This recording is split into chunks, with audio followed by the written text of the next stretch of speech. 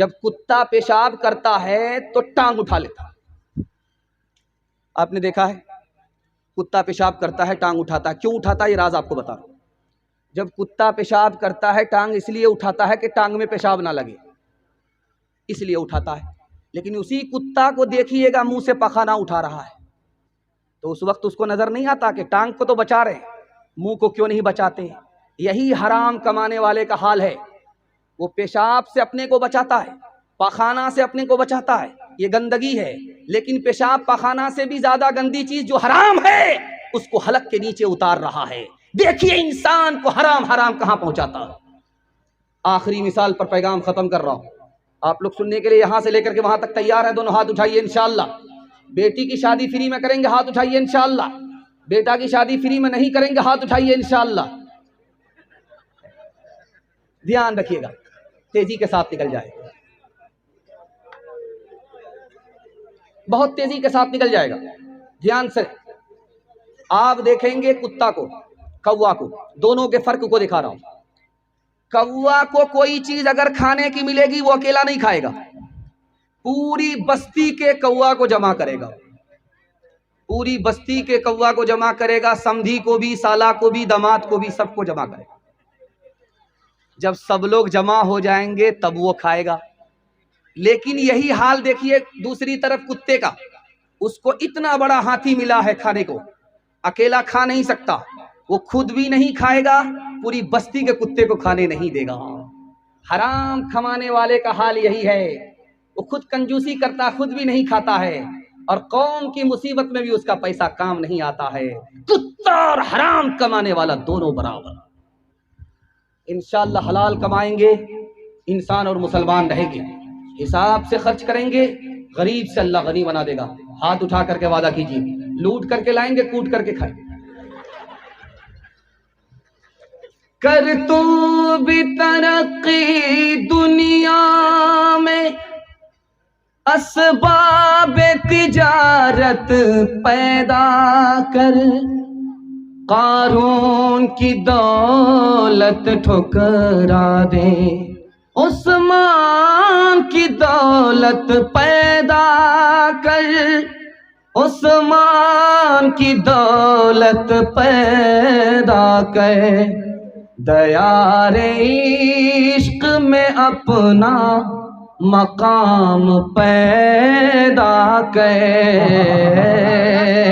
नया ज़माना नई सुबह हो शाम पैदा कर, खुदा अगर दिल फितरत शनास दे तुझको, सुकूते लाला वो गुल से कलाम पैदा कर। मेरा तरीक अमीरी नहीं फकीरी है, खुदी न बेच गरीबी में नाम पैदा कर, खुदी न बेच गरीबी में नाम पैदा कर। ध्यान से सुनिएगा, मदरसे के हवाले से सुना रहा हूँ, आप लोग सुनने के लिए तैयार हैं?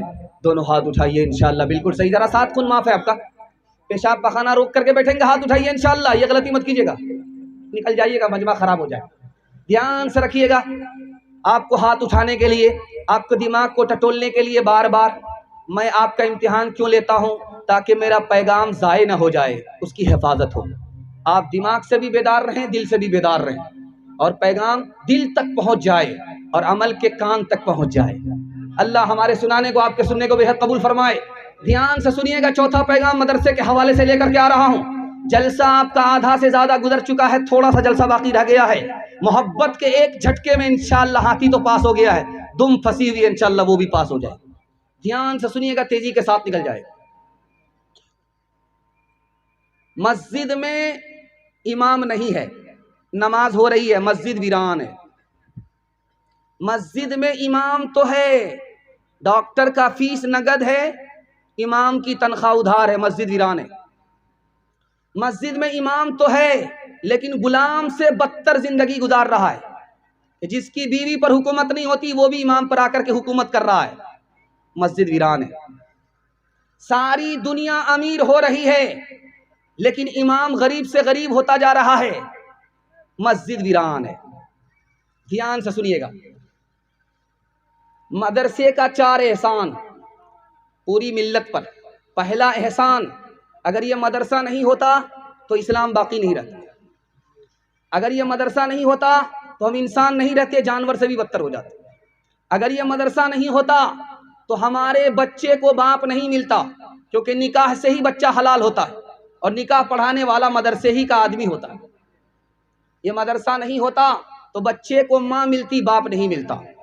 ये मदरसा नहीं होता तो हमारे बच्चे को फ्री में तालीम नहीं मिलती। लेकिन उस मदरसे में पढ़ने वाले कितने लोग हैं? 100 में सिर्फ 4 बच्चे। 100 में सिर्फ 4 बच्चे मदरसे में पढ़ने के लिए आ रहे, बाकी सब गोल है। मदरसे का आलिम अगर मदरसे में काम कर रहा है तो हम कहते हैं कि ये तो तनख्वाह लेकर के काम कर रहा है, कौन सा दीन का काम हो रहा है। मदरसे का आलिम अगर गरीब है तो कहते हैं इसको तो दुनिया से कोई मतलब ही नहीं है। मदरसे का आलिम अगर अमीर है तो चाय की दुकान में बोलते हैं कि रातों रात कहां से मालदार हो गया, जरूर घोटाला किया होगा।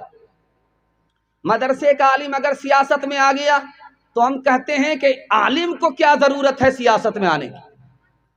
और अभी 3 ख्याल बड़े खतरनाक है जो मैं आपके सामने रखने के लिए जा रहा हूं। क्या कहते हैं कि हुजूर के जमाने में मस्जिद बड़ी होती थी, अभी के जमाने में मदरसा बड़ा हो रहा है, मदरसे पर उंगली उठा रहे। हुजूर के जमाने में सहाबा के सीने में दर्द होता था, आज के मदरसे के आलिमों के सीने में दर्द नहीं है, आलिमों पर उंगली उठा रहे। तीसरी बात, हुजूर के जमाने में कलिमा और ईमान की तालीम होती थी, आज मदरसे में कलिमा और ईमान की तालीम नहीं होती, मदरसे की तालीम पर उंगली उठा रहे। जानते हैं उंगली उठाने वाले का कितना बड़ा नुकसान है? 3 नुकसान है। अल्लाह उसको इल्म से महरूम कर देगा, उसके खानदान को इल्म से महरूम कर देगा, वो खुद भी गुमराह होगा, उसकी औलाद भी गुमराह हो जाएगी। हाथ जोड़ करके मैं आपसे कहता हूं, आलिमों से मोहब्बत कीजिए और मदरसे में भेज करके अपने बच्चे को तालीम दिलाइए, मदरसे का ताउन कीजिए। अल्लाह के वारिस, अल्लाह के रसूल के वारिस से मोहब्बत कीजिए, अल्लाह आपसे मोहब्बत करेगा। अल्लाह के रसूल के घर पर आप मेहरबान हो जाइए और अल्लाह के रसूल का खुदा आपके ऊपर मेहरबान हो जाएगा। इंशाअल्लाह मदरसे को ताउन करेंगे, मदरसे के उलमा की ताज़ीम करेंगे, मदरसे में भेज करके अपने बच्चे को तालीम दिलाएंगे। हाथ उठाइए इंशाअल्लाह। अपना बच्चा स्कूल में, कौम का बच्चा मदरसे में, हाथ उठाइए इंशाअल्लाह। हर दम बरस रहे हैं अनवार मदरसों में, आकर तो कोई देखे एक बार मदरसों में। हल पल मोहब्बतों का इजहार मदरसों में, गुफ्तार मदरसों में, किरदार मदरसों में। दिन भर तिलावतें हैं, दिन भर तिलावतें हैं, शब भर इबादतें हैं। होता नहीं कोई दिन इतवार मदरसों में, होता नहीं कोई दिन इतवार मदरसों में।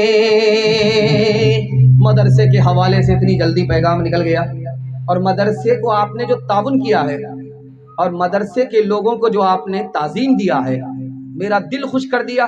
दिल से दुआ देता हूँ, अल्लाह आपकी रोजी में, अल्लाह आपकी सेहत में, अल्लाह आपकी उम्र में खूब खूब बरकत अता फरमाए। ध्यान से सुनिएगा, 4 पैगाम हैं और 10 से 15 मिनट में ये जलसा निकल जाएगा।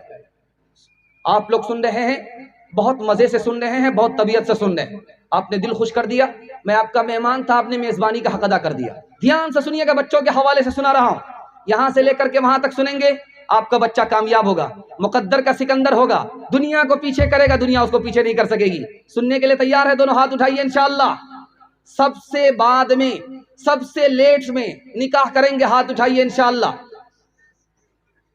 निकाह करेंगे बाद में, सबसे लेट में, तो बच्चा कहां से होगा? ध्यान से सुनिएगा, तेजी के साथ निकल जाएगा। ध्यान से सुनिएगा, तेजी के साथ निकल जाएगा। माँ ने बेटे से कहा, बेटा मैंने तुमको दूध पिलाया है, दूध पिला करके मैंने तुमको जवान किया है, हराम खा करके मेरे दूध को बर्बाद मत करना। माँ की पहली नसीहत। दूसरी नसीहत दिखाने के लिए जा रहा हूं। बेटा जंग के मैदान में जा रहा है, माँ ने रोक करके पूछा कहां जा रहे हो? कहा कि अल्लाह के लिए जान देने के लिए जा रहा हूं। तो माँ ने कहा बेटा जान दे देना, पीठ मत दिखाना, मैदान छोड़ करके मत भागना, वरना मैं अपना दूध तुमको माफ नहीं करूंगी। बेटे को फांसी पर चढ़ा दिया गया।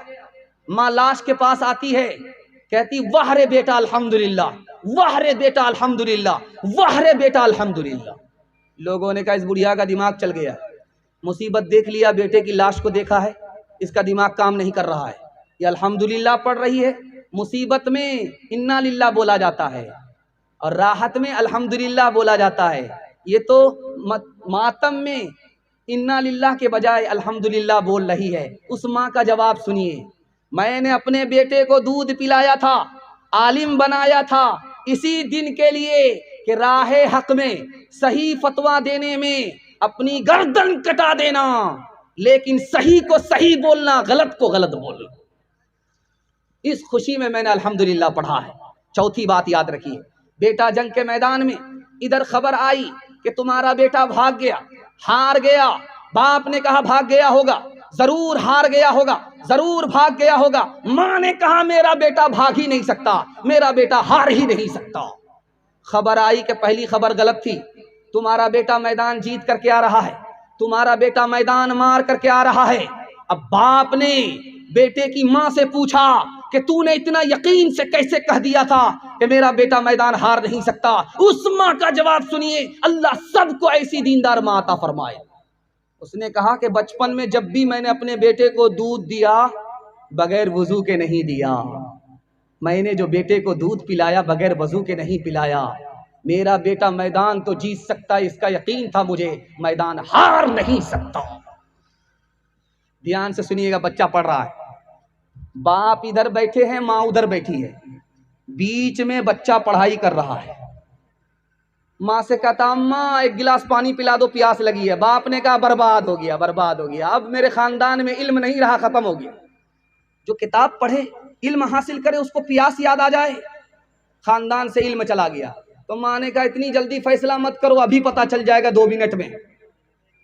माँ ने बजाय पानी देने के गिलास में तेल पिला दिया और पढ़ने के दरमियान में बेटे को पता ही नहीं चला कि मैं पानी पी रहा हूं या तेल पी रहा हूं। बाप ने कहा अल्हम्दुलिल्लाह, अब मेरे खानदान में इल्म बाकी है, खत्म नहीं हुआ।